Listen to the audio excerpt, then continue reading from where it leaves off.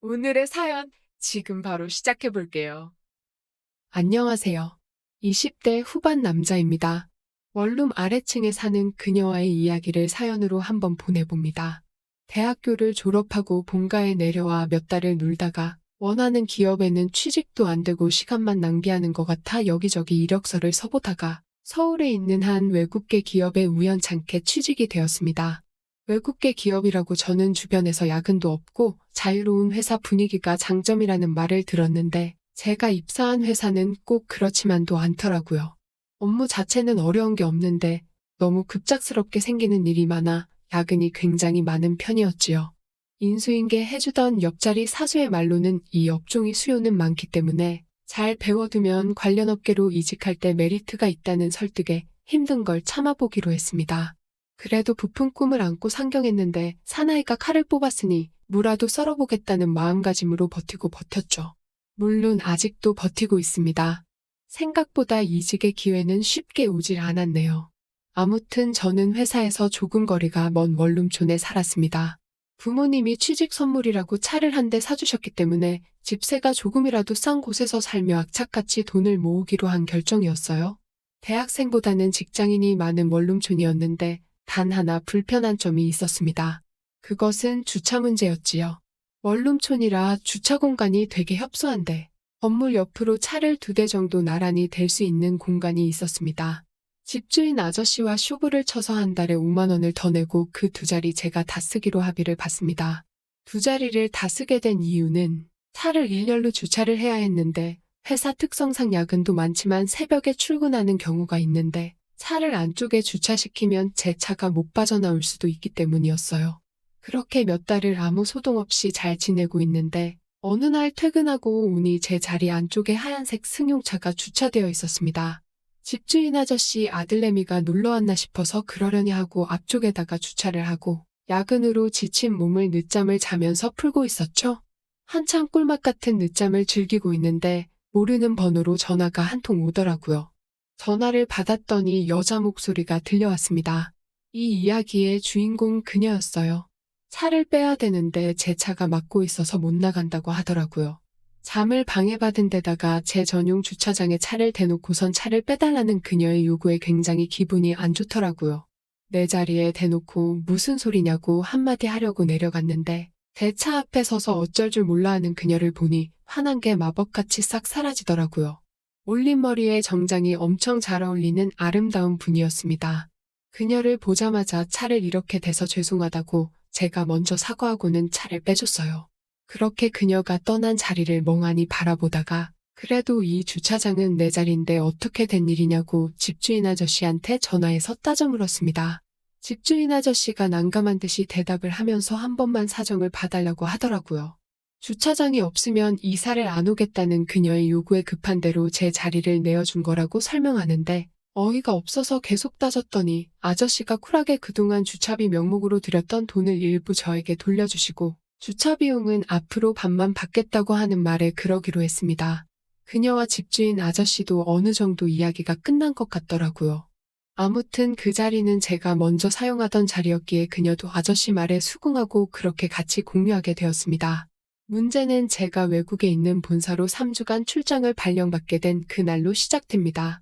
그녀의 차가 며칠째 안쪽에 주차돼 있는 상태에서 제 차가 그녀 차 앞에 주차가 되어 있는데 이대로 제가 가버리면 그녀는 차를 쓸 수가 없잖아요. 그래서 차 앞유리에 적혀있는 전화번호로 전화를 걸었는데 그녀 역시 출장 중이었더라고요. 당장 저는 내일 모레 출장을 가게 되었는데 그녀는 5일 뒤에야 돌아온다고 난색을 표하더라고요. 그래서 그럼 3주 동안은 차를 못 쓰시겠다고 어쩔 수 없겠다고 하니 그녀가 거의 울 듯한 목소리로 제발 그러지 말아달라고 하는 거였어요. 그렇다고 제가 비싼 주차비를 내고 제 차를 다른 곳에다가 옮겨놓을 이유도 없잖아요. 사선책으로 집주인 아저씨한테라도 키를 맡겨서 그녀가 돌아오면 차를 빼달라고 부탁드리려고 전화를 해봤는데 아저씨도 다음 주까지는 못 들어온다고 하시는 거예요. 이러지도 저러지도 못하는 상황에서 결국 저는 그녀에게 제 방 비밀번호를 알려줬습니다. 문 앞에 제 차 키를 두고 갈 테니 돌아오시면 차를 직접 옮겨달라고 말해줬지요. 그녀가 그래도 되나요? 라고 하며 엄청 고마워하는 게 느껴지더라고요. 뭐 어쩔 수 있나요? 라고 대답하고 저는 그렇게 출장길에 올랐습니다. 출장 가 있는 동안에도 조금 불안하기는 했는데 아무것도 없는 제 방에서 뭘 훔쳐갈 거나 있겠냐고 불안한 마음을 억지로 눌렀죠. 그렇게 길고 긴 출장이 끝나고 집에 돌아왔습니다. 돌아왔더니 역시 제 차가 안쪽으로 들어가 있고 그녀의 차가 바깥쪽으로 옮겨져 있더라고요. 잘 옮겼나 보다 하고 집에 들어와서 냉장고를 열어봤는데 비타민 드링크가 한가득 들어있더라고요. 나름 저에 대한 보답이라고 생각하고 한 병 마셨습니다. 여자가 냉장고에 무언가를 넣어준다는 게 이렇게 가슴이 따뜻해지는 상황이라는 걸 처음 알았네요. 아무튼 그렇게 지내다가 계단에서 만나면 인사랑 잡담 정도는 나누는 사이로 발전하게 되었습니다. 회사에서 또 갑작스러운 업무가 생겨 새벽녘에 회사에 나가봐야 하는 일이 생겨서 밖으로 나갔더니 맙소사. 이번엔 그녀 차가 바깥쪽에서 제 차를 막고 있는 거 아니겠어요. 그 당시 시각이 새벽 4시 30분. 잠을 깨울까 말까 고민하다가 그렇다고 택시 타고 회사에 갈 순 없으니 염치불구하고 전화를 걸었습니다.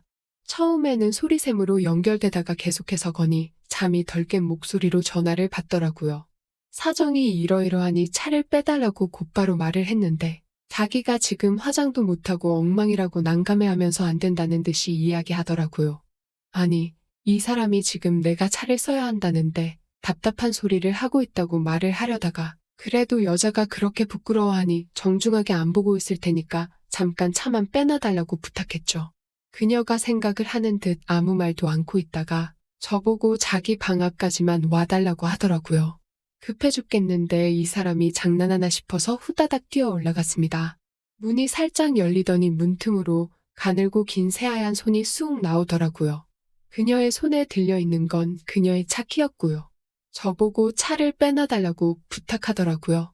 자기가 화장을 안 하고는 절대 밖에 못 나가겠다고 헛소리를 하고 있길래 차키를 낚아채듯 빼서 차를 원룸 앞 현관까지 패놓고 다시 그녀 집 앞으로 올라갔습니다. 차 여기 현관 앞에 대놨다고 말을 하고 키를 돌려주니 저보고 차를 대달라고까지 부탁을 하더라고요. 참 뻔뻔함도 가지가지 한다고 생각하고 알겠다고 하고 차까지 대주고 출근했습니다. 새벽에라 차가 없어서 늦지는 않았지만 마음 급해 죽겠는데 늦장 부리는 바람에 짜증이 나 있는데 그녀에게 문자가 왔어요. 새벽에 죄송하고 또 감사하다고 퇴근하면 같이 식사나 하겠냐고요. 아침나절에 쌓인 분노가 씻은 듯이 사라지더라고요. 그렇게 룰루랄라 퇴근하고 그녀의 회사 근처에서 밥을 먹었습니다. 식당에서 마주보고 앉아있으니 그녀의 아름다움에 밥이 입으로 넘어가는지 코로 넘어가는지 모르겠더라고요.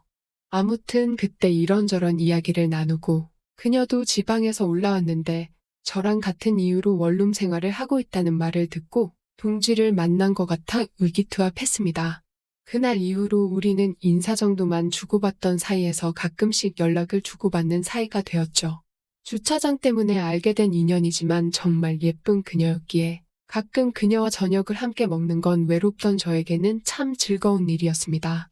물론 식사 말고는 그녀는 저에게 아무런 틈도 보여주질 않았죠. 그냥 의지할 수 있는 이웃 사촌 정도의 관계로도 저는 좋았습니다. 그러다가 일이 엄청나게 밀려 퇴근 시간이 한참 지났는데도 계속 일을 하고 있던 어느 날이었습니다. 사무실에 혼자 남은 일을 하고 있는데 그녀한테서 전화가 오더라고요. 다급한 목소리로 그녀가 도어락이 안 열린다고 엄청 당황을 한 채로 말을 이어가더라고요. 배터리가 나갔을 테니 건널목 지나서 편의점 가서 9V짜리 건전지 사오고 밑에 쪽 열면 켜져 있는 대로 다시 끼면 될 거라고 설명을 했는데 그녀는 9V짜리 건전지부터 생소해 하더라고요. 걱정돼서 잘하고 있냐고 물어보니 아마도 잘하고 있는 것 같아요 라는 의미심장한 답변을 들었습니다. 급한 대로 집주인 아저씨한테 전화를 했는데 손주 보러 갔다고 내일이나 돼야 돌아올 거라는 대답을 들었어요. 그리곤 창문 밖을 보니 깜깜해져 있는데 왠지 아직도 도어락하고 씨름 중일 것 같은 그녀를 생각하니 걱정이 돼서 손에 일이 잡히지 않더라고요. 곧바로 전화기를 들어 그녀에게 전화했습니다. 도어락이 안 된다고 전화 받은 지 벌써 2시간이 넘어가는데 아직도 배터리도 교체 못한 채 밖에서 혼자 고생 중이더라고요. 빨리 퇴근해봐야 저도 못해도 4시간은 더 걸릴 것 같아서 급한 대로 그녀에게 제 방에 들어가 있으라고 했습니다. 정말 그래도 되냐고 물어보는 그녀에게 밖에 있는 것보단 그 편이 안전할 거라고 안심시키고는 저는 다시 업무에 집중했죠. 그렇게 마무리 짓고 퇴근하고 집 앞에 도착했습니다. 제 집에 들어가는데도 왠지 모르게 초인종 먼저 눌러야 할 것 같아서 초인종을 눌렀죠. 아무도 나오지 않더라고요. 그래서 번호를 누르고 방으로 들어갔는데 그녀가 제 침대에서 잠을 자고 있더라고요. 그녀가 깨지 않게 살금살금 들어가 씻고 나와서 자고 있는 그녀를 흐뭇하게 내려다 봤습니다. 화장을 지우지 않은 채 잠을 자고 있는 그녀의 맨얼굴이 너무 궁금해지더라고요. 얼마나 달라지기에 화장도 안 지우고 외간 남자 침대 위에서 세상 모르고 자고 있는 그녀를 보고 있으니까요. 그렇게 숨죽여 그녀의 자는 모습을 보고 있으니 왠지 모르게 심장이 콩닥콩닥해지고 가까이서 그녀를 보고 싶다는 마음이 생겨 그녀의 얼굴로 가까이 향했습니다. 살며시 느껴지는 샴푸 향기가 제 마음을 설레게 했지요. 그렇게 그녀를 뚫어져라 쳐다보고 있는데 그녀의 입꼬리가 실룩실룩 움직이기 시작하더니 이내 터져나오는 웃음을 참지 못하고 소리내서 웃더라고요. 당황한 저는 뒤로 넘어지면서 엉덩방아를 찧었습니다. 제가 들어오는 소리를 듣고 잠에서 깼는데 그녀도 이런 상황이 처음이라 저를 어떻게 맞아야 할지 애매해서 누워서 자는 척을 하고 있었다고 하네요. 그런데 점점 가까워지는 저를 보니 터져나오는 웃음을 참을 수가 없었다고 말해주는데 이내 곧 서로 가까워진 얼굴 사이에서 눈이 마주치게 되었고 그녀는 눈을 감고 아무 말 하지 않고 있더라고요. 곧바로 저는 그녀에게 입을 맞추었고 그렇게 황홀한 시간을 보냈습니다. 다음 날 아침이 돼서야 그녀는 그녀의 방으로 돌아갔습니다. 방금 있었던 일을 멍하니 생각하다가 그냥 그녀의 향기가 남아있는 침대 위에서 늦은 잠을 청했습니다. 그렇게 우리는 이웃보다는 좀 더 깊은 관계가 되었고 때로는 내 방에서 때로는 그녀의 방에서 시간을 보내고 또 가끔은 저의 차에서 혹은 그녀의 차를 타고 같이 여기저기 다녔습니다. 주차장이 맺어준 인연인 그녀와 저는 곧 결혼을 할 예정입니다. 하지만 한 가지, 아직도 그녀는 저에게 그녀의 화장 지운 얼굴을 보여준 적이 없습니다. 언젠가 그녀의 맨얼굴을 보게 된다면 제가 후기 남겨드릴게요. 지루한 이야기 끝까지 들어주셔서 감사합니다. 오늘의 사연은 여기까지네요. 긴 사연 끝까지 들어주셔서 감사합니다. 구독과 좋아요 잊지 말아주세요. 22일 때가 엊그제 같은데 벌써 한 여자의 남편이자 한 아이의 아빠가 되었네요. 저는 작은 사업체를 운영하고 있는데요. 주변 사람들에게 나름 성공한 인생이라 칭찬받는 저의 인생에 어떤 일들이 있었는지 이야기해보고자 이렇게 사연을 쓰게 되었습니다. 초등학교 2학년이 되던 해 저는 갑작스럽게 아버지를 잃었습니다. 아버지가 돌아가셨는지 아니면 갑작스러운 사고를 당하셨는지 물으신다면 아닙니다. 저는 그토록 다정하던 아버지를 하루아침에 잃고 말았습니다. 그 이유는 다름이 아닌 제가 아버지의 친자가 아니었기 때문이었죠. 아버지는 유전자 검사를 통해 제가 친자가 아니라는 사실을 알게 된 후 곧장 저와 어머니를 내쫓으셨습니다. 어머니의 부정을 의심했기 때문이었죠. 아버지로서는 당연히 어머니의 부정을 의심할 수 있는 상황입니다. 애지중지 키운 아들이 친자가 아니라면 아내의 바람을 의심해 볼 수밖에 없으니까요. 그런데 어머니는 평생토록 억울하다는 목소리를 지우지 않으셨습니다. 제 기억 속 어머니는 추운 날 잠옷바람으로 쫓겨나면서 끊임없이 이렇게 외치셨어요. 난 절대 바람을 피우지 않았어요. 정말이에요. 제발 믿어주세요. 9살의 저는 그렇게 어머니 품에 안겨 하염없이 흐르는 눈물을 경험해야 했습니다. 그리고 매일 밤마다 저에게 다정하게 책을 읽어주시던 아버지의 눈빛이 순식간에 차가워지는 것도 경험했죠. 태어나서부터 9살이 될 때까지 평생을 의지했던 사람이 한순간에 돌아서는 장면은 36이 된 지금도 트라우마로 남을 정도로 큰 상처가 되었습니다. 어머니는 추운 겨울 저를 꼭 껴안고 가까운 친정으로 돌아가셨지만 어머니의 가족들은 어머니를 받아주지 않았습니다. 보수적인 분위기 속에서 어머니는 집안의 수치였을 뿐이니까요. 추가한 딸이 바람이 나서 다른 남자의 아이를 가진 것도 모자라 그 아이를 모른 척 키우고 있었다는 것. 어머니를 쫓아낸 아버지가 어머니의 가족들에게도 알린 사실이었습니다.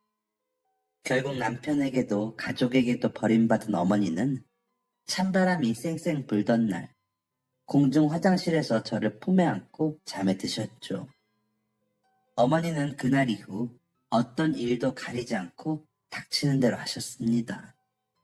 부끄러운 일 빼고는 정말 다 하셨던 것 같아요.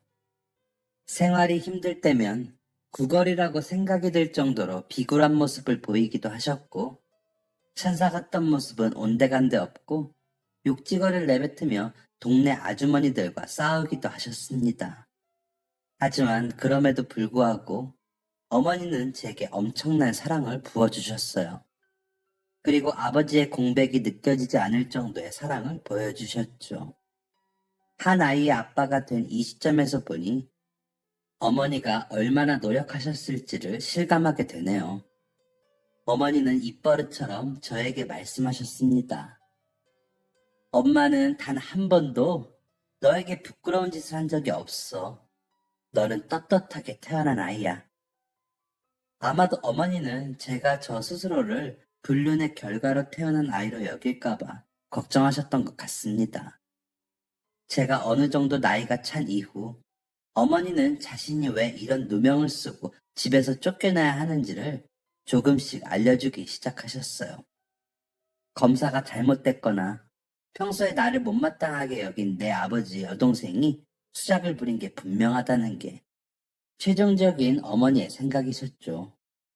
어머니는 아버지의 여동생, 즉 신우이를 모든 일의 원흉으로 생각하셨습니다. 그도 그럴 것이 유전자 검사를 강력하게 추천한 분이 고모였거든요. 고모는 제가 초등학교에 입학한 후 아무래도 애 얼굴이랑 오빠 얼굴이랑 너무 다르다.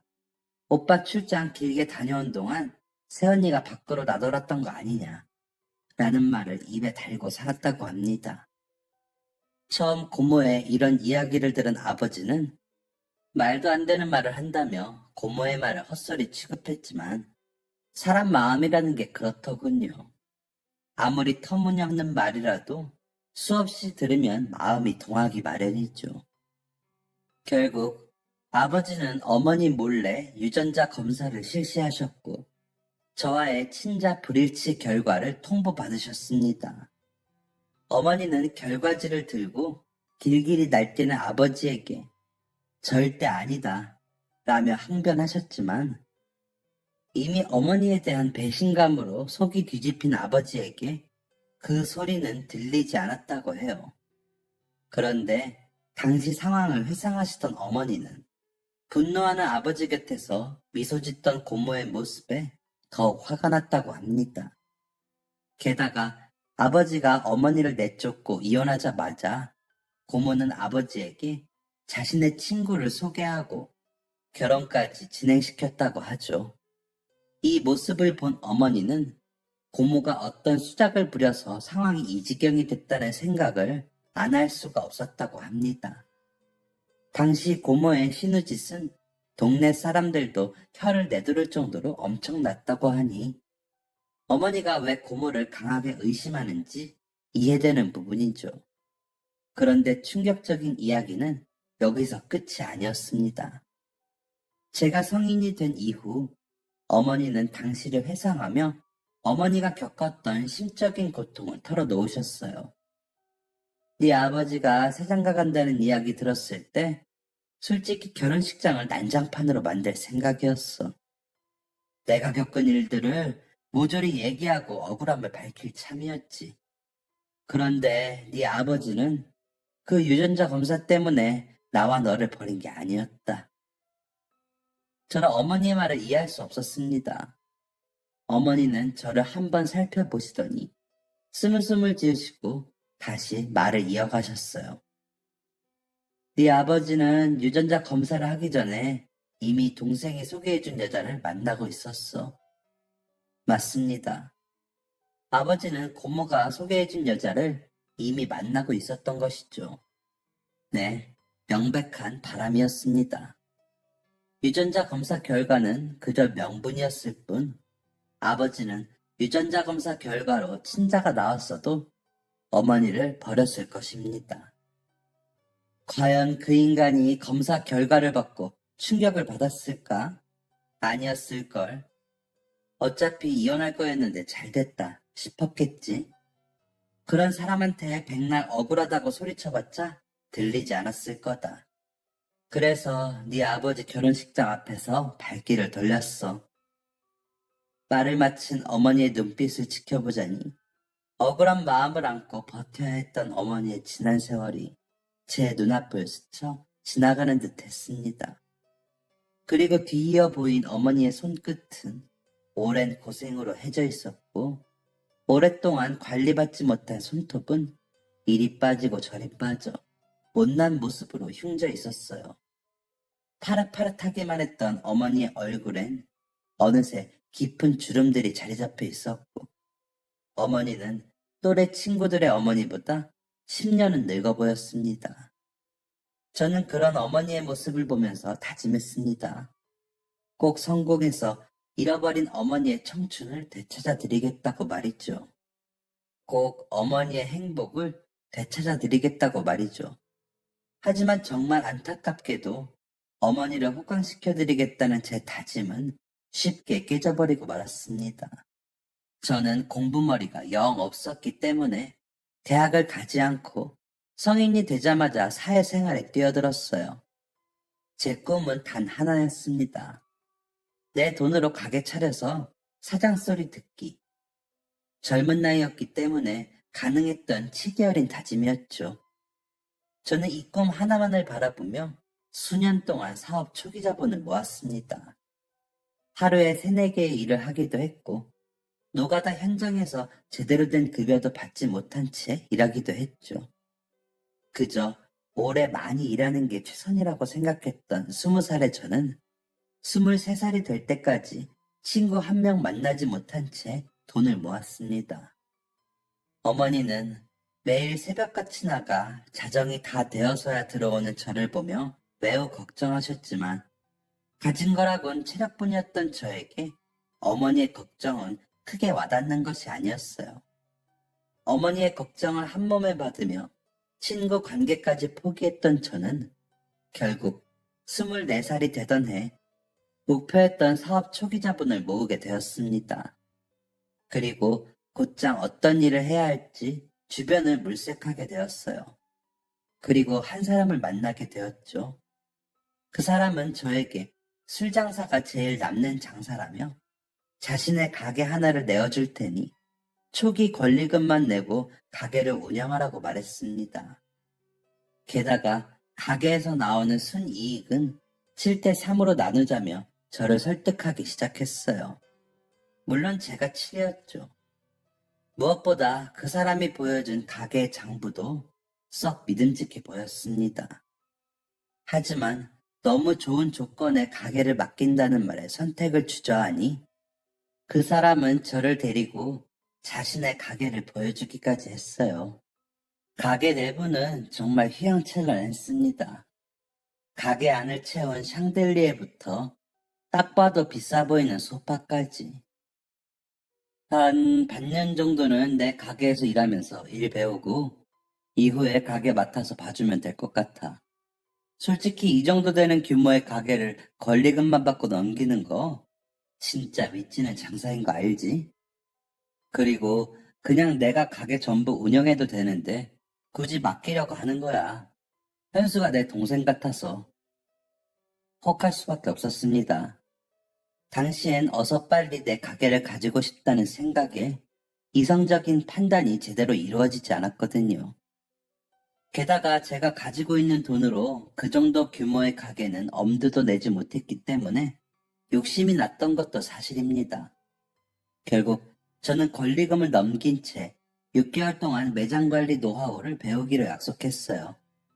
그런데 막상 출근하기로 한 날이 되니 괜스레 불안한 마음이 들더군요.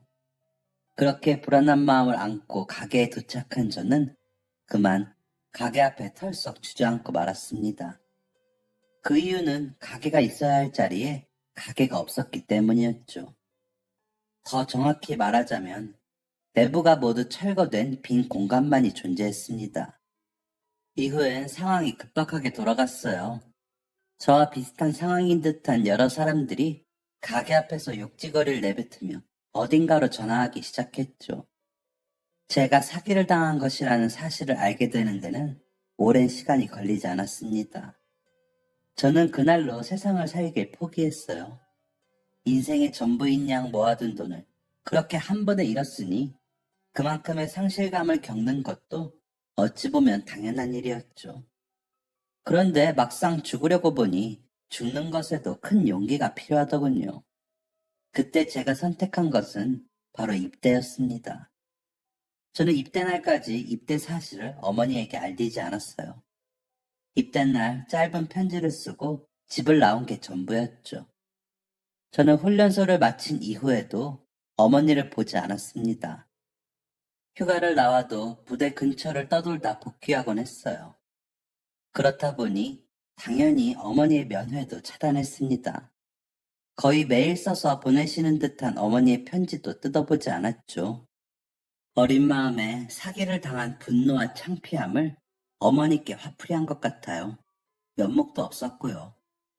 어머니의 마음은 타들어가고 있을 거라는 걸 알면서도 말이에요. 그런데 이렇게 필사적으로 어머니를 피하던 저는 의도하지 않은 이유로 어머니를 다시 제외하게 됩니다. 군생활이 막바지에 접어들 즈음 저는 급격한 건강 악화를 겪게 되었고 이내 간경화 진단을 받게 되었습니다. 간경화라는 사실도 충격적인데 더 충격적인 사실은 저에게 간이식이 필요하다는 것이었어요. 당연히 가족인 어머니에게도 이런 이야기가 전달되었죠. 어머니는 소식을 듣자마자 오신 건지 식은땀을 줄줄 흘리며 제가 누워있는 병원 안으로 들어오셨습니다. 어머니는 저의 상태를 들으시곤 쓰러지실 듯 놀라셨지만 고민조차 하지 않고 이내 자신의 간이식을 해주겠다며 나서셨습니다. 그런데 그때 저는 이런 어머니에게 해서는 안 되는 말을 하고 말아요. 그냥 이렇게 죽게 내버려 두세요. 저 같은 놈이 살아서 뭐해요? 제 말을 들은 어머니의 표정은 아직도 잊히지 않습니다. 자신이 시한부라는 소식을 듣게 된다고 해도 그런 표정은 짓지 못할 것 같아요. 그 정도로 어머니는 큰 충격을 받으신 듯 했습니다. 어머니는 눈물을 뚝뚝 흘리시며 거친 손으로 제 손을 붙잡으시더니 이렇게 말씀하셨어요. 제발 그런 말은 하지 마라. 엄마가 보기 싫으면 평생 네 눈앞에 나타나지 않을 테니까 그런 말은 하지 마. 저는 그때 누군가에게 세게 머리를 얻어맞은 느낌을 받았습니다. 그리고 내가 얼마나 큰 잘못을 한 것인지를 깨닫게 되었죠. 어머니가 울다 지쳐 잠에 드셨을 때 저는 창밖을 보며 다짐했습니다. 살아야겠다고요. 그리고 어머니를 호강시켜 드리겠다고 다짐했던 그 꿈을 이루겠다고 말이죠. 그러기 위해서는 우선 살아야 했습니다. 저의 간 이식 수술은 급박했기 때문에 가장 가까이에 있던 어머니가 가장 먼저 검사를 받게 되었죠. 어머니의 간을 이식받아야 한다는 사실이 마음을 무겁게 했지만 어머니의 굳은 다짐을 만류할 수는 없었어요. 그렇게 검사를 한 후 저는 한밤중 찾아온 의사에게 충격적인 이야기를 듣게 되었습니다. 종이 한 장을 들고 제 곁에 앉은 의사는 이렇게 말했습니다. 검사를 진행하신 신경자 씨가 친어머니가 맞으신가요? 의사가 이런 질문을 한 데는 이유가 있었습니다. 어머니의 혈액형과 어머니가 적어낸 아버지의 혈액형을 대조해 보았는데 도저히 제 혈액형이 나올 수 없었기 때문이었죠. 당연히 간 이식도 불가능했습니다. 이 사실을 알게 된 저는 무언가 이상한 기류를 느끼게 되었고 무엇에 끌린 것인지 어머니 몰래 유전자 검사를 하게 되었습니다. 하지만 제가 유전자 검사를 의뢰했다는 사실은 쉽게 기억 속에서 잊히고 말았어요. 몸 상태가 하루가 다르게 안 좋아졌기 때문이죠. 간 이식이 정말 급박한 상황이라는 사실에 모두가 불안해하고 있을 때 간 이식을 해주겠다는 사람이 나타났습니다. 바로 제 소식을 들은 친구였죠. 친구가 아무 이유 없이 간 이식을 해주겠다고 나선 것은 아니었습니다. 20살 때 저는 친구의 어머니가 돈이 없어서 중요한 수술을 못 받고 계신다는 사실을 알게 되었어요. 그리고 우연히 그 사실을 접했을 때 제 수중에는 반년 동안 악착같이 모은 돈이 있었죠. 저는 돈이 있었음에도 친구를 도울 수 없었습니다. 그 돈을 모으기 위해 얼마나 노력을 했는지 누구보다 제가 제일 잘 아니까요. 하지만 수술만 받으면 살 수 있는데 돈이 없어서 그 수술을 못 받고 있다는 친구의 말이 제 마음을 계속해서 불편하게 만들었어요. 결국 저는 반년 동안 모은 돈을 모두 인출해 친구에게 건네주었습니다. 친구는 제가 건네준 돈을 어머니 수술비에 보탰고 친구의 어머니는 건강을 완전히 회복하셨어요. 친구는 어머니가 건강을 회복하신 후 저에게 고마움을 표현하기 위해 저를 오랫동안 찾아다녔다고 합니다. 쥐도 새도 모르게 사라진 저를 찾는 것을 포기하지 않았던 친구는 제가 간이식을 필요로 한다는 사실을 알게 되었을 때 결코 가만히 있을 수 없었다고 합니다. 곧장 기증 의사를 밝히고 간 이식이 적합한지 검사를 받았다고 하죠. 간 이식은 성공적으로 이루어졌고 저는 친구에게 이제 우리 진짜 쌤쌤인 거냐? 라는 시답지 않은 농담을 건넬 정도로 건강을 회복하였습니다. 의병 제대 후 요양을 하던 저는 어느 날 잊고 있던 유전자 검사 결과지를 받아보게 되었습니다. 예상하셨겠지만 저와 어머니의 유전자는 일치하지 않았어요. 제가 어머니의 친자가 아니었던 거죠. 즉, 저는 아버지와도 어머니와도 남남인 사이였던 것입니다. 이 사실을 알게 된 후 한참을 고민했어요. 이 이야기를 어머니에게 알린다면 어머니가 얼마나 충격에 휩싸이실지 걱정되었기 때문이었죠. 그리고 마음 한구석에는 어머니에게 버림받으면 어떻게 하나 라는 걱정도 들었습니다. 평생 바람난 여자라는 꼬리표를 달고 한평생 고생하며 사셨는데 그 원흉을 저라고 생각하실까봐 무서웠죠. 한참을 고민하던 저는 결국 어머니에게 모든 사실을 털어놓게 되었습니다. 제 이야기를 들은 어머니는 끝내 눈물을 보이고 마셨어요. 그 눈물 앞에서 저는 죄인이 된 채 고개를 푹 숙이고 말았죠. 그런데 그런 제게 어머니는 놀라운 말씀을 하셨습니다. 거봐 현수야, 너는 부정하게 태어난 게 아니야. 떳떳하게 태어난 아이였어. 저는 이 와중에도 제 걱정뿐이신 어머니를 의아하게 바라보고 이렇게 말했습니다. 화나지 않으세요? 저 때문에 겪지 않아도 되는 일을 겪으셨고, 그리고 또 제 물음에 어머니는 이렇게 대답하셨습니다.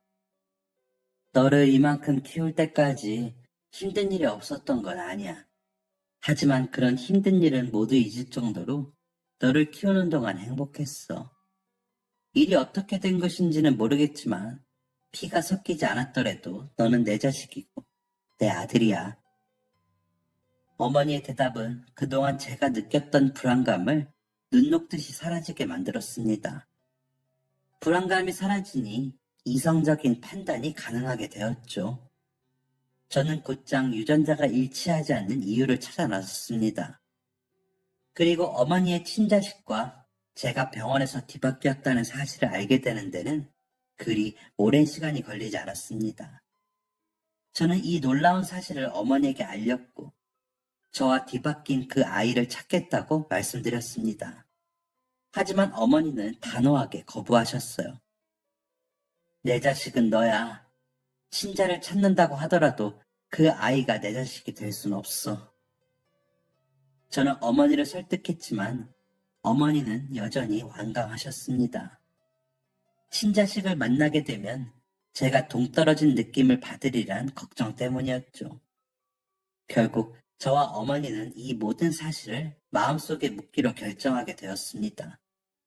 그러고 난 이후 저는 새롭게 사업을 시작했고, 다행히 사업이 잘 풀려 지금의 아내를 만나 결혼까지 하게 되었습니다. 안정적인 가정을 꾸리고 31살이 되어 제 아이를 품에 안아보니 가장 먼저 드는 생각이 있더군요. 바로 친자를 찾지 않겠다고 말했던 어머니의 속마음이었어요. 내가 이 아이를 잃어버린다면? 이라는 생각에서 시작된 고민은 꼬리에 꼬리를 물었고, 그 고민은 나는 아마도 이 아이를 평생 동안 그리워하겠구나 라는 답으로 정리되었습니다. 즉, 저희 어머니 또한 잃어버린 친아들에 대한 그리움이 여전히 존재해 있을 것이라 생각한 것이었죠. 그래서 저는 저와 뒤바뀐 인생을 살게 된 어머니의 친자를 찾기 시작했습니다. 병원 기록이 존재했기 때문에 어머니의 친자를 찾는 건 그리 어려운 일이 아니었습니다. 진짜 문제는 어머니의 친자를 찾고 난 이후에 시작되었어요. 친자의 상태는 심각 그 자체였습니다. 친자는 일용직 노동자로 하루 벌이를 하며 사는 사람이었습니다. 알코올 의존증도 앓고 있었고, 그를 처음 만났을 때 저는 그가 굉장한 피해 의식에 사로잡혀 있다는 사실을 알 수 있었습니다. 저는 제가 알고 있는 모든 사실을 숨긴 채 친자와 관계를 쌓아 나갔습니다. 그리고 그 과정에서 친자가 이렇게 살게 된 이유까지 알게 되었죠. 친자도 저와 마찬가지로 친자가 아니라는 사실 때문에 어머니와 함께 집에서 쫓겨난 사람이었어요. 저의 친모는 키워주신 어머니와 마찬가지로 아내가 바람이 나서 남의 자식을 낳아왔다 라는 억울한 상황에 놓이게 되셨다고 하죠. 저를 길러주신 어머니는 이런 억울한 상황 속에서도 저를 포기하지 않으셨던 반면, 저의 친모는 억울한 상황의 원인이 된 친자 최정윤 씨를 고아원 앞에 버리고 떠났다고 합니다. 똑같이 억울한 상황이었지만 각자를 길러준 어머니의 태도가 달랐던 것이고, 그 어머니의 태도가 지금의 저와 최정윤 씨를 만든 것이었죠. 갑작스럽게 부모에게 버림받고 어머니는 상실감에 스스로 목숨까지 끊은 상황에서 최정윤 씨가 제대로 된 성장을 할 수 있었을 리가 만무합니다. 최정윤 씨는 어린 시절부터 세상에 대한 분노를 품게 되었고 세상을 살아가길 포기했다고 하죠. 정말 살고 싶지 않은데 스스로 죽는 건 무섭더라고요. 그래서 될 대로 되라고 생각하고 살았어요. 먹고 싶은 대로 먹고, 말하고 싶은 대로 말하고, 자고 싶으면 자고. 근데도 얼마나 목숨이 질긴지 죽는 것도 쉽지 않더라고요. 공허한 눈으로 이런 말을 뱉는 최정윤 씨를 보니 23살, 사기를 당해 전 재산을 잃은 제 모습이 겹쳐 보이는 듯 했습니다. 하지만 최정윤 씨의 인생은 제 인생보다 훨씬 기구했습니다. 저는 어머니에게 충분한 사랑을 받으며 자란 반면 최정윤 씨는 고아원에서 외롭게 자랐고 다른 사람들에게 무시와 괄시를 받기도 했죠. 무엇보다 사람들의 차가운 그리고 편견 어린 시선도 견뎌야 했다고 했어요. 최정윤 씨는 그런 주변 시선을 이겨내는 방법으로 거친 생활을 선택하기도 했다고 합니다. 불량 서클에 들어가서 옳지 않은 일들도 여러 번 했고 마음에 안 드는 사람과 시비가 붙으면 결코 물러나는 법이 없다고 했죠. 학창 시절에는 선생님께 불려가는 게 일이었고 성인이 되고 나서는 경찰서를 들락날락거리는 게 일상이었다고 합니다. 현재 일용직 노동자로 일하는 이유도 거액의 합의금을 물어준 후 생긴 빚을 해결하기 위해서라고 했죠. 저는 최정윤 씨의 이야기를 들은 이후 곧장 그를 돕기 시작했습니다. 그를 도운 이유는 제 마음속 한 구석에 자리한 불쾌감 때문이었던 것 같아요. 그가 친어머니 손에서 자랐다면 조금 더 나은 인생을 살 수 있지 않았을까. 내가 그의 자리를 뺏어서 그의 인생이 이렇게 된 것은 아닐까 하는 미안한 마음이 제 마음속에 자리하고 있었던 것이죠. 제가 가장 먼저 한 일은 최정일 씨를 병원에 데려가는 것이었습니다. 병원에 가서 기초적인 검진을 받고 치료가 필요한 부분은 치료비까지 지원해 주었어요. 특히 치아가 많이 약해져서 그 부분을 많이 신경 썼습니다. 그리고 상담사인 아내의 도움을 받아 심리 상담도 시작하게 되었습니다. 사실 상담이라는 게 거부감이 들 수 있는 부분임에도 불구하고 최정인 씨는 선뜻 상담에 임했어요. 이유는 이런 상황을 만들기까지 최정인 씨와 지속적으로 관계를 쌓아온 그동안의 시간이 있었기 때문이었죠. 처음 최정인 씨는 제가 그에게 베푸는 친절을 못마땅해 했습니다. 자신에게 무엇을 바라길래 이런 일들을 하냐며 날카로운 말을 하기도 했죠. 최정인 씨가 그런 말을 할 때면 저는 사람이 사람을 돕는 데 이유가 있나요? 라며 웃어 넘기곤 했어요. 다행스럽게도 최정일 씨의 상태는 점차 나아졌습니다. 건강도 금방 회복했고 상담을 병행하며 심각했던 알코올 의존증도 완화되었죠. 그를 곁에서 지켜본 결과 최정일 씨는 삶을 포기한 게 아니었어요. 그저 어떻게 살아가야 할지 방법을 모를 뿐이었죠. 살아갈 만한 힘을 주고 어떻게 살아야 할지 약간의 방향성을 제시하니 최정일 씨는 스스로 노력하기 시작했습니다. 술을 끊기 위해 노력했고 어떻게 술을 끊을 수 있을지 질문하기 시작했죠. 그게 다가 아닙니다. 최정일 씨는 합의금으로 인해 진 빚을 갚아주겠다는 저의 제안도 거절했어요. 자기 일은 자신이 해결해야 한다는 뚝심 있는 생각 때문이었죠.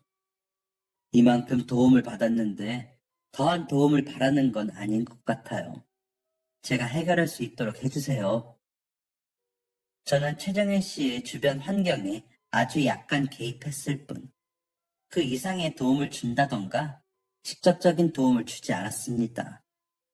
최정일 씨가 괜찮은 사람으로, 괜찮은 인생을 사는 사람으로 변한 것은 순전히 그의 노력이었어요. 저는 최정일 씨가 모든 빚을 갚고 난 후에야 그에게 모든 사실을 털어놓게 되었습니다. 술을 끊고 있는 최정일 씨를 배려해서 카페에 방문한 상황이었죠.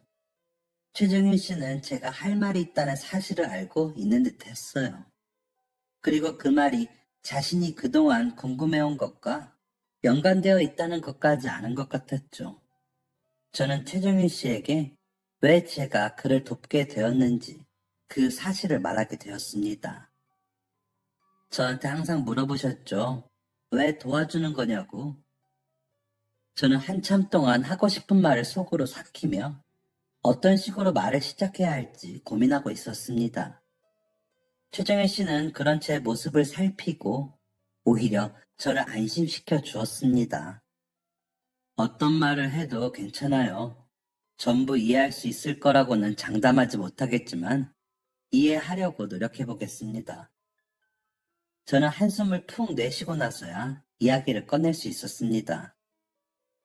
저를 처음 봤을 때 친자가 아니라는 사실 때문에 어려움을 겪어본 적이 있다고 말씀하셨었죠. 네, 아버지랑 어머니는 바로 이혼하셨고 어머니는 저를 고아원에 데려다 놓으신 다음에 곧바로 목숨을 끊으셨죠. 저는 저를 두고 떠난 어머니의 뒤를 쫓아가다가 투신하는 어머니의 모습을 현장에서 지켜봤고요. 사실 저도 마찬가지예요. 나도 마찬가지 라는 말을 듣고 난 후 최정현 씨는 꽤 놀란 표정을 지었습니다. 마찬가지시라고요?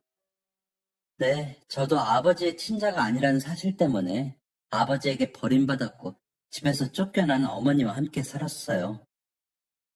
혹시 저를 도와준 이유가 저랑 비슷한 일을 겪었기 때문인가요? 최정일 씨의 말은 이런 의미였습니다. 나랑 같은 일을 겪었기 때문에 내가 더욱 측은하게 느껴졌냐, 불쌍하게 느껴졌냐, 그래서 날 도운 거냐. 저는 깜짝 놀라며 손을 휘저었습니다. 아니에요. 그런 게 아닙니다. 제가 정윤 씨를 도와주게 된 이유는 잠깐의 정적이 흐른 뒤 저는 이 이야기의 중심을 말하고 말았습니다.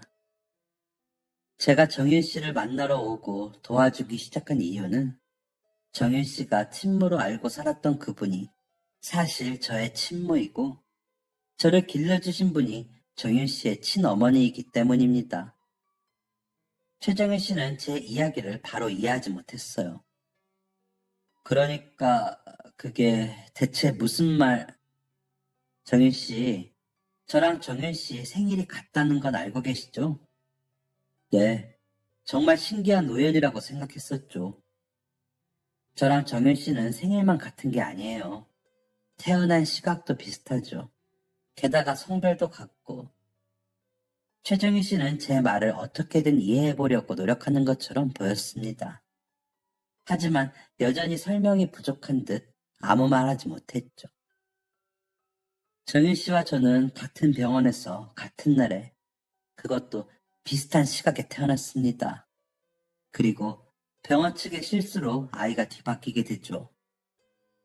이 말을 마친 저는 최정희 씨가 얼음처럼 굳어버리는 것을 느꼈습니다. 그럼 저는 어머니의 외도로 태어난 게 아니었던 거네요. 저를 낳아준 분은 따로 있었던 거고, 저를 길러주신 분은 정말로 억울한 죽음을 겪게 된 거네요. 네, 스스로 목숨을 끊으신 그분이 저를 낳아주신 친모이십니다. 지금 말씀하신 게 정말 모두 사실인가요? 네, 안타깝게도 그렇습니다. 이미 병원 측에도 확인을 끝냈고, 최정인 씨만 도와주시면 병원에도 손해배상 청구를 할 수 있을 거예요. 물론 원하지 않으신다면 안 하셔도 됩니다. 저는 병원 측에게 손해배상을 받아내려고 정윤 씨를 만난 게 아니니까요. 그럼 왜 저를 찾아오신 겁니까? 최정윤 씨의 말에는 약간의 날이 서 있었습니다. 저는 더 이상 돌려 말하는 게 의미가 없다고 생각했어요. 그래서 최정윤 씨에게 솔직한 이유를 말하기 시작했습니다. 최정윤 씨를 낳아주신 분, 저를 길러주신 분이 여전히 살아계세요. 어머니요? 저를 낳아주신 분? 저는 아주 우연하게 어머니와 유전자 검사를 진행하게 됐고, 그 과정에서 제가 어머니의 친자가 아니라는 사실을 알게 되었어요.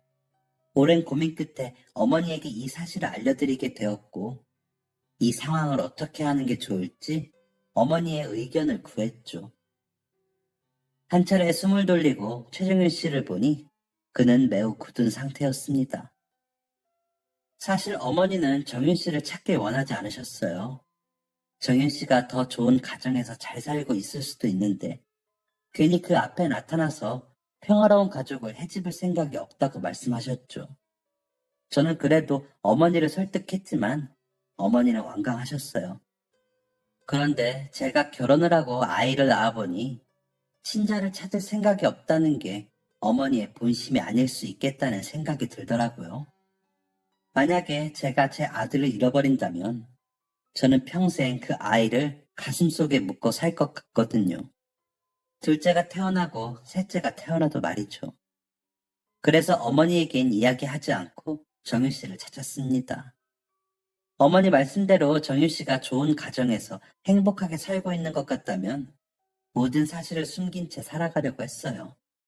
그런데 제 상태가 영 별로였죠? 솔직히 말하자면 그렇습니다. 어머니가 바라셨을 모습과는 동떨어진 모습이었어요. 그리고 정유 씨의 모습에서 과거의 제 모습이 보이기도 했고 말이죠. 제가 23살에 어떤 사기를 겪었는지는 정윤 씨도 익히 들어 알고 있었기 때문에 더 이상의 질문은 이어지지 않았습니다. 제가 정윤 씨를 도와준 이유는 정윤 씨가 어머니를 만나줬으면 하는 마음 때문이었습니다. 정윤 씨에게 말하기 조금 미안한 말이지만 저는 키워주신 어머니에게 많은 사랑을 받으며 자랐습니다. 그래서인지 어머니가 직접 낳은 정윤 씨를 제 형제처럼 생각하고 있어요. 형제처럼 생각하고 있다는 제 말에 정현 씨는 단호하게 대답했습니다. 저는 아닙니다. 저를 도와주시고 신경 써주신 건 충분히 감사해야 하고 있어요. 하지만 혜수 씨가 저를 낳아주신 분 손에서 자랐다고 해서 갑자기 형제로 느껴지진 않네요. 게다가 저는 저를 낳아주신 어머니가 따로 계시다는 사실을 처음 들었습니다. 낳아주신 어머니가 따로 계시다는 것도 충격인데 대체 이 상황을 어떻게 받아들여야 하는지 모르겠네요. 지금 당장 답을 달라는 의미는 절대 아닙니다. 정희 씨도 이 상황을 받아들일 만한 시간이 필요하시겠죠. 충분히 시간을 가지고 고민해 주세요. 그리고 제가 정희 씨를 돕는 건 어떤 대가를 바라서가 아니라는 것만 알아주세요. 최정희 씨는 이후 한 달 정도 시간을 가지며 어머니를 만날 것인지에 대한 고민을 이어갔습니다. 그리고 34살의 가을, 최정희 씨로부터 어머니를 만나겠다는 대답을 듣게 되었죠. 이 말을 들은 후 저는 곧장 어머니에게 달려가 이 이야기를 전해드렸습니다. 사실 어머니한테 고백할 게 있어요. 어머니는 두 눈이 동그래진 채 저를 바라보고 계셨죠. 아이를 낳고 나니 어머니의 마음이 조금이나마 이해되더라고요. 그래서 병원에서 저와 뒤바뀌었던 어머니의 침대를 찾았습니다. 어머니는 두 손으로 입을 가린 채 깜짝 놀라셨어요. 뭐? 그 아이를 찾았다고? 네, 최정윤이라는 이름으로 살고 있었어요. 그 사람을 찾았을 때 어머니 말씀처럼 행복하게 살고 있다면 그냥 가슴속에 이 사실을 품고 모른 척 하려고 했습니다. 그런데 제가 목격한 최정윤 씨의 삶은 썩 좋아 보이지 않았어요. 어머니는 눈물을 두 눈에 가득 담은 채 제 이야기를 경청하셨습니다. 그리고 물어보셨어요. 대체 어떻게 살고 있었길래? 저는 최정윤 씨의 그동안의 이야기를 간략하게 설명해 드렸습니다. 어머니는 눈물을 뚝뚝 떨어뜨리셨고 동시에 제게 사과를 하셨어요. 미안하다, 미안해. 내가 너 앞에서 이렇게 울면 안 되는 건데. 하지만 저는 어머니의 눈물을 이해할 수 있었습니다. 괜찮아요, 엄마. 이해해요. 저도 이제 아빠가 됐고 친자가 따로 있다는 사실을 알고 난 후 어머니가 어떤 마음이었을지 짐작할 수 있어요. 제 말이 위로가 되었는지 어머니는 눈물을 연신 훔쳐내셨습니다. 그래서 그 아이는 지금 어떻게 살고 있니? 지금은 많이 괜찮아졌어요. 정윤 씨는 어머니를 만나겠다고 결심했어요. 어머니만 괜찮으시면 만나서 자세한 이야기를 들어보시는 게 좋을 것 같은데 괜찮으세요? 제 물음에 어머니는 격한 끄덕임으로 대답하셨고 저는 어머니와 최정인 씨의 만남을 준비했습니다. 어머니와 최정인 씨는 서로의 얼굴을 확인하자마자 서로를 끌어안고 눈물을 흘렸어요. 두 사람을 진정시키고 나서 보니 왜 이제까지 느끼지 못했을까 싶을 정도로 어머니와 최정인 씨의 얼굴이 똑 닮았더라고요. 어머니와 최정인 씨는 아침 해가 저물 때까지 오랜 시간 동안 그동안의 인생 이야기를 나눴습니다. 웃기도 하고 울기도 하고 서로를 위로하는 시간을 가졌죠.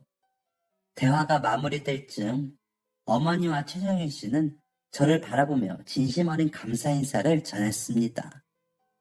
고맙다 현수야. 엄마 마음을 이해해줘서 너에게 정말 감사해.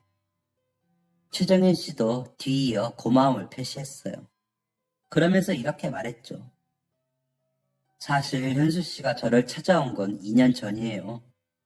그 2년 동안 참 많은 일이 있었죠. 만약에 현수 씨가 처음 저를 만났을 때 어머니 이야기를 꺼냈더라면 저는 현수 씨와 어머니에게 못된 말만 했을 거예요. 어머니의 존재 자체를 부정했을 수도 있죠. 아니, 애초에 어머니를 만나지 않겠다고 했을 거예요. 그런데 제가 이렇게 어머니를 만나기로 다짐하고 대화를 나눌 수 있는 건 2년 동안 현수 씨가 보여준 노력 덕분이었던 것 같습니다. 감사해요, 현수 씨. 정말 감사합니다.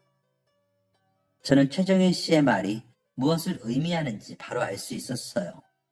그날 저는 어머니, 최정현 씨와 함께 아이처럼 눈물을 흘리며 기쁨과 슬픔을 모두 경험하게 되었습니다. 최정현 씨가 자신의 출생의 비밀을 알게 됐고 친어머니의 존재를 알게 된 지 몇 년의 시간이 지났네요. 최정현 씨는 이후 번듯한 기술 자격증을 취득해 직장을 얻어 일을 하고 있습니다. 그리고 직장에서 버는 돈을 조금씩 모아 작지만 넉넉한 전셋집도 구하게 되었죠. 지금은 어머니의 아들로, 저의 형제로, 제 아이의 삼촌으로 오붓한 가족애를 느끼며 살고 있습니다. 어머니와 자신이 너무 가까이 지내면 제가 소외감을 느낄까봐 항상 조심스러워하는 게 느껴질 정도로 속이 깊은 사람이에요. 저도 선을 지키기 위해 정윤 씨에게 아직도 말을 놓지 않고 있습니다. 정윤 씨도 마찬가지고요. 아내와 아들, 그리고 어머니와 정윤 씨가 함께 도란도란 이야기하는 모습을 보면 가장으로서 책임감도 느껴지지만 가슴 한편이 따뜻해지는 것을 경험하게 됩니다. 이런 가족의 모습을 지키기 위해 노력해야겠다는 생각도 들고 말이죠. 정윤 씨와 어머니가 서로를 완전한 가족으로 인정한 후 저는 저의 친부를 찾아보았습니다. 친부를 찾는 것 또한 그렇게 어렵지 않았어요. 저는 친부가 살고 있는 모습, 그리고 친부가 어떤 사람인지를 목격한 후 친부 앞에 나서기를 포기했습니다. 우선 친부는 저의 친모와 이혼한 후 새 가정을 꾸려 가정을 이룬 상황이었어요. 그런 사람 앞에 나타나는 건 민폐일 뿐이었죠. 무엇보다 저의 도덕적 관념으로는 도무지 제 친부모님이 좋은 사람으로 보이지 않았습니다. 이 모든 사실은 친모가 죽기 전 작성한 유서를 통해 알게 된 내용인데요. 저는 친부와 친모의 하룻밤 불장난으로 태어난 아이였습니다. 친부를 오랫동안 연모했던 친모가 결혼을 일주일 앞둔 친부를 꼬셔서 하룻밤을 얻어냈던 것이죠. 친모는 친부의 예비 신부를 찾아가 자신이 예비 신랑과 잠자리 했다는 사실을 알렸고 결혼이 미뤄지는 동안 자신의 임신 사실을 통보했다고 합니다. 즉, 저의 친부와 친모는 결혼식도 제대로 올리지 못한 채 사랑 없이 결혼 생활을 했던 것이죠. 친부는 친모가 산통을 겪고 있을 때조차 나타나지 않았었다고 합니다. 사랑 없는 책임만 있었던 결혼이었기 때문에 벌어진 일들이었습니다. 이런 상황이다 보니 친모가 낳은 아이가 자신의 자식이 아니라는 사실을 알았을 때 친부는 기다렸다는 듯이 친모를 내쫓았다고 해요. 이 부분마저도 저의 상황과 유사하네요. 사실 저는 이 모든 뒷이야기가 이해되지 않았습니다. 결혼을 준비하는 과정에서 예비 신부를 두고 다른 여자와 잠자리를 가진 친부나 결혼할 사람이 있는 남자를 좋아한다는 이유만으로 꼬신 친모나 이해 안 되는 모습투성이었죠. 그런 친부에게 내가 당신의 친자다 라고 이야기하고 싶지 않았습니다. 게다가 친부의 재혼 상대는 일전에 결혼이 한번 엎어졌던 예비 신부였어요. 그 예비 신부 사이에서 새 자녀를 얻기도 했죠. 저는 굳이 그 가정을 깨트리고 싶지 않았습니다. 괜히 그들 앞에 나타난다면 굴러 들어온 이물질 취급을 받을 게 당연했으니까요. 무엇보다 저는 제 친부를 찾을 이유가 전혀 없었습니다. 어차피 친부는 저에게 별 관심이 없을 게 뻔하고 제게는 아버지 분량의 사랑까지 아낌없이 보여주신 어머니가 있기 때문이죠. 조금 부끄러운 이야기지만 인간적인 생각도 있습니다. 친부의 세 자녀들은 모두 부모의 등골을 빨아먹는 존재였어요. 저랑 비슷한 나이 또래임에도 불구하고 여전히 부모님 품속에서 부모님에게 용돈을 받아 쓰고 있었죠. 공무원인 친부의 연금으로 도저히 생활이 불가능해 친부와 그의 아내는 여전히 일을 하고 있는 상황이었습니다. 그 자식들은 이런 상황을 알면서도 모르는 척하며 편안하게 호의호식하고 있었던 것이고 말이죠. 제가 그 사람들 앞에서 이런 모습으로 나타나면 친부와 그의 아내, 그리고 그들의 세 자녀들까지 책임져야 했을 거예요. 피가 섞였다는 이유만으로 말이죠. 그래서 저는 저를 키워주신 어머니, 그리고 뒤늦게 생긴 저의 형제, 또 제 아내와 아들에게 충실해야겠다고 다짐했습니다. 저 꽤 성공했거든요. 23살에 전 재산을 사기당한 그때 그 모습과는 다르게 말이죠. 사연을 쓰다 보니 그런 과거가 있었기 때문에 지금의 성공이 있는 건 아닐까 하는 생각이 듭니다. 친부 찾기를 내려놓은 저는 이후 어머니를 미워했던 고모에게 연락을 했습니다. 저 양현수입니다. 전화를 건 양현수가 누군지 한참을 생각하던 고모는 어디 더러운 핏줄이 연락을 해? 뭐가 달랐다고? 라며 호통을 쳤죠. 저는 그런 고모에게 담담히 어머니의 억울함을 이야기했습니다. 저희 어머니가 바람을 폈고 그 결과로 제가 태어났다고 하셨죠? 그때 왜 아버지 유전자 검사만 하셨습니까? 고모님 마음속에 저희 어머니를 믿어주겠다는 마음이 조금이나마 있었더라면 어머니 유전자 검사도 해보셨을 수 있었을 텐데요. 갑자기 전화해서 이게 무슨 말이야? 제가 양희도 씨의 친자가 아니라는 검사 결과 고모님이 가져오신 거였죠? 그래, 내가 가져다 줬다. 뻔뻔하게 다른 집안 씨를 끌고 들어온 게 괘씸해서. 네, 그러시겠죠. 그런데 저 신경자 씨 친아들도 아닙니다. 뭐? 너도 친아들이 아니라니. 이게 대체 무슨... 신경자 씨 친아들은 최시성으로 살아가고 있었어요. 이제 똑똑히 알아두세요. 저희 어머니는 단 한 번도 부정을 저지른 적이 없는 분이십니다. 수학이 너머에 있는 고모는 아무 말이 없었습니다. 제가 그 집안과 아무 연관이 없다는 걸 말씀드렸으니 고모라는 호칭도 안 하겠습니다. 양미아 씨, 당신의 섣부른 판단과 이유 없는 불신, 그리고 미움이 한 가정을 파탄냈습니다. 당신이 어머니에게 직접 사과하는 건 바라지도 않겠습니다. 그냥 이거 하나만 평생 기억하세요. 당신 때문에 우리 어머니는 청춘을 잃었습니다. 통화를 마칠 때까지 건너편 수화기에서는 아무 말이 들리지 않았습니다. 충격이겠죠. 핏줄을 중요하게 생각했던 양씨 집안 사람으로서는 멘붕인 소식이었을 것입니다. 제 이야기를 들은 고모 양미아 씨는 다음 날부터 줄기차게 연락을 취해왔습니다. 어딘가에 오빠의 친아들이 살아있다는 생각을 하기 때문이었겠죠. 양씨 집안 장손이 어디에 있다는 거냐? 당장 말해라. 라는 문자가 끊이지 않았습니다. 이렇게까지 심각하게 친자에 집착하는 걸 보고 이상함을 느껴서 알아보니 양미아 씨에게도 그럴 만한 이유가 있었습니다. 양미아 씨가 오빠에게 소개한 자신의 친구가 괜찮은 사람은 아니었던 거죠. 양미아 씨는 현재 마음에 드는 구석이 하나도 없는 친구와 그 자식에게 집안의 모든 재산을 빼앗길 상황이었습니다. 이런 중요한 순간에 또 다른 친자가 나타난다면 양미아 씨가 챙길 몫이 늘어나게 되겠죠. 아마 그것을 노리고 친자가 누군지 어서 내놓으라는 이야기를 했던 것 같아요. 저는 이 사실 또한 정윤 씨에게 알렸습니다. 정윤 씨는 이 이야기를 듣고 코웃음을 치며 이렇게 말했습니다. 됐다고 해요. 어머니를 그런 식으로 대해놓고 사과 한마디 없었으면서 이제 와서 장남 노릇을 바라다니 말도 안 되는 이야기죠. 저는 정윤 씨의 말을 토시 하나 틀리지 않고 그대로 양미아 씨에게 전달했습니다. 이후에 그 집안이 어떻게 되든 그건 그 집안이 헤쳐나갈 문제니까 뭐 알아서 하겠죠. 저는 어머니의 억울함이 풀렸다는 것 하나만으로 만족하고 있습니다. 어제는 어머니가 저희 집에서 아이와 함께 시간을 보내다가 잠에 드셨습니다. 아이의 손을 꼭 붙잡고 잠에 드신 어머니의 손을 바라보니 한겨울 집안에서 쫓겨나 공중 화장실에서 잠이 들었던 그때가 생각이 나더군요.